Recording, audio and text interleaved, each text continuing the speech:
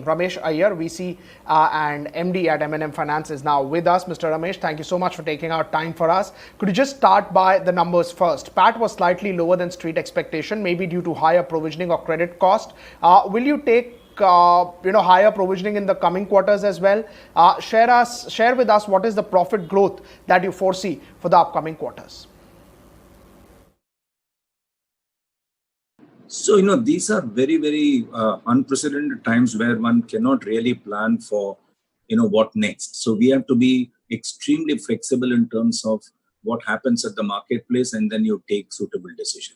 So if you look at the fourth quarter gone by and the first quarter of this year, we took a higher provision because the moratorium was continuing, and the customers did take moratorium, and we had to ensure that as moratorium ends, we have taken a view on certain segments of customers who would find it difficult to immediately start repaying. And if I had to give an example, take the heavy commercial vehicle. I don't think in a hurry it's going to restart earnings for them, and therefore they may take a little longer. So we took a view that let's cover for a higher provision for going forward.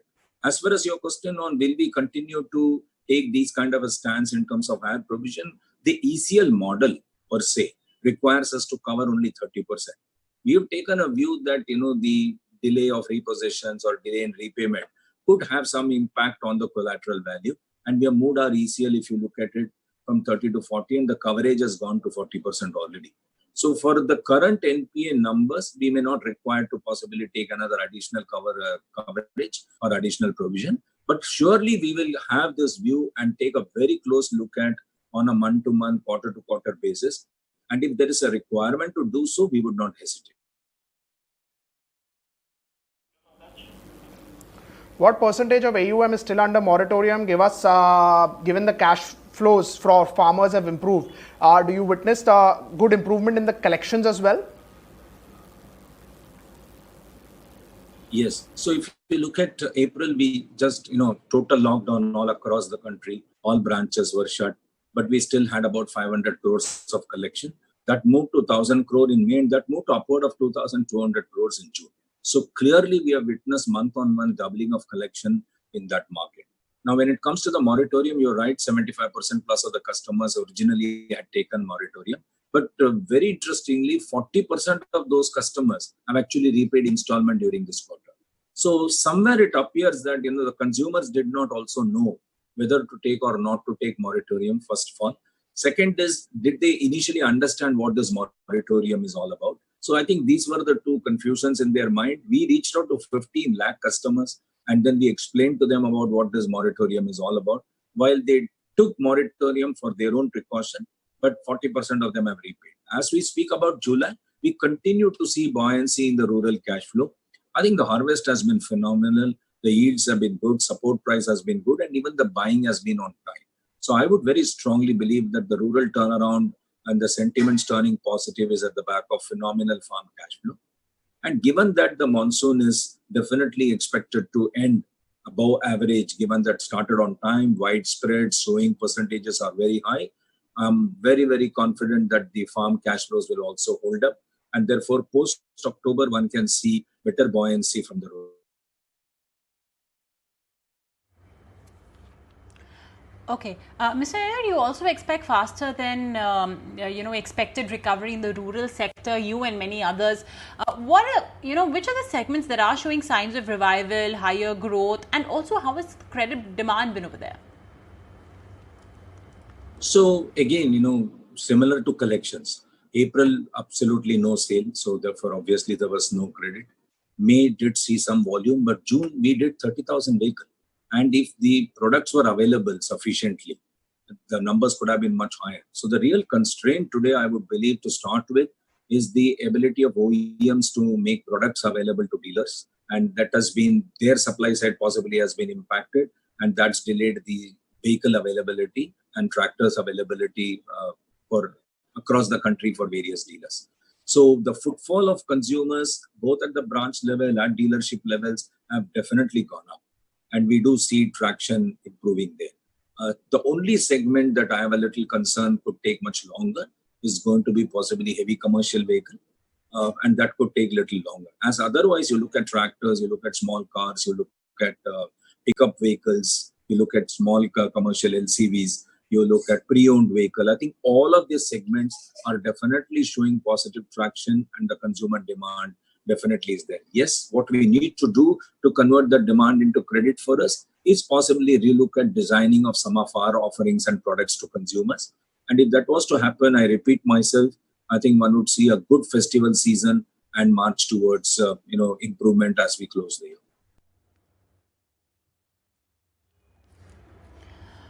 Share with us, the kind of asset quality trends that you're observing. The expectation is that NPAs will spike over the next couple of months.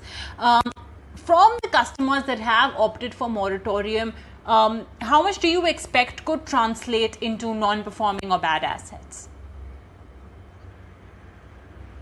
I don't know why is people wanting to look at a spike in NPA.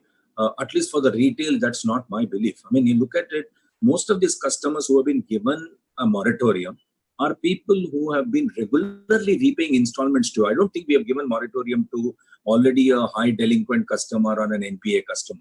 So the consumers who have been considered for moratorium are people with zero outstanding or one installment outstanding, two installment outstanding. And if you look at the history of this customer who would have borrowed 2 years back, 1 year back, if somebody has repaid 18 months, 20 months, 22 months, 15 months, I'm not sure why do they want to default unless their entire business collapses. Now look at what kind of business are these consumers in. These consumers are on a routine, daily, need-based operations, right? They are into people carrier from a point to point. They are into small goods transportation. They are into essentials like vegetable, fruits transportation. They are small traders at the local level who are important and required, right? They are subcontractors who are doing local jobs. So all of them, as they start to earn, definitely they will start to repay, right? That's why I said 40% of the customers take on moratorium are already repaying. So I don't think there is going to be a spike.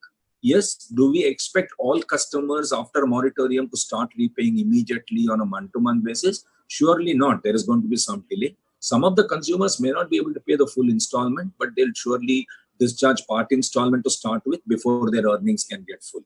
My personal opinion is there will not be a spike in NPA, while there will be a bunch of overdues happening. And as the market opens up, even these overdues would get sorted out.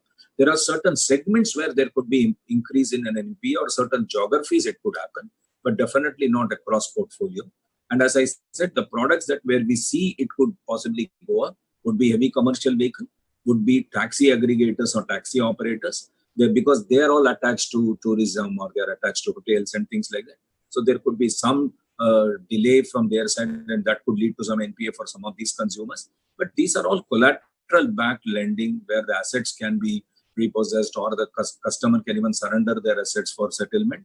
So I don't think a spike of NPA is the right approach. Definitely increase in overdues will be there, which will get sorted.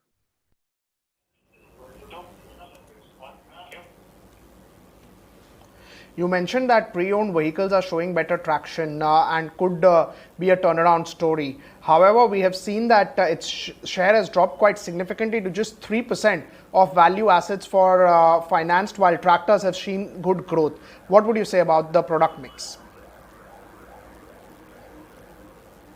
I think one more quarter you would possibly see tractors doing better than any other product. But as the festival season comes in, you would start seeing the distribution becoming almost similar to what we had. Definitely heavy commercial vehicle disbursements would be much lower because the demand itself is so low and the product sales are not high. As far as pre-owned vehicles are concerned, again, the demand is definitely there. Unfortunately, supply side is weak, right? Nobody is selling off their vehicle at this stage, or exchange programs have still not started because the RTO transfers and registrations will take time. So all of this we'll have to wait and see. Post-September is what my feeling is, that things will start to look better. As we close the year, we don't see substantial change in our product mix. Yes, definitely there will be dip in the heavy commercial vehicle disbursement. There will be dip in our SME disbursements. But on an otherwise product combination basis, we would still think that tractors, UVs, cars, pre-owned vehicle, construction equipments are showing decent traction. I think all of this would be the real volume drivers for us.